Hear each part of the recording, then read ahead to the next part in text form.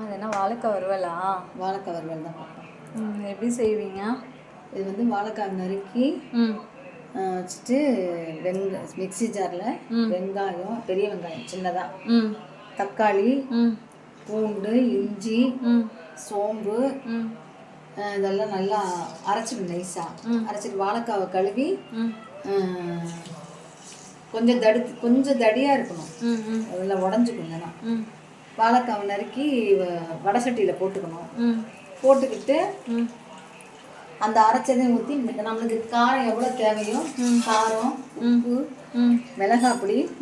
நான் குழம்பு மிளகாய் அப்படி தான் போடுவேன். ரொம்ப நாங்கள் காரம் சாப்பிட மாட்டோம். நீங்கள் வீட்டில் அரைக்கிற மிளகாய்? ஆமாம், குழம்பு மிளகாய் அப்படி தான் போடுவேன். வேணுங்கிறவங்க கலர்ஃபுல்லாக வேணும்னா நீங்கள் வரமிளகாய் தூள் காரம் சாப்பிட்றவங்கலாம் போட்டுக்கோங்க. மஞ்சப்பொடி, பெருங்காயம், வாழைக்காய் வாயுனால பெருங்காயம் போடுவேன். அதில் இஞ்சி பூண்டெல்லாம் போட்டு அரைச்சிருக்கேன், இருந்தாலும் பெருங்காயம் போடுவேன்.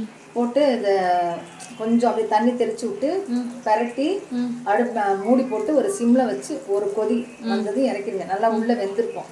அப்புறம் எடுத்து அது ஏன் அப்படி செய்கிறோமா, சாஃப்டாக இருக்கும், அதனால அப்படி எடுத்து எண்ணெயில் தோசைக்கல்லையே நம்ம வச்சுக்கலாம்.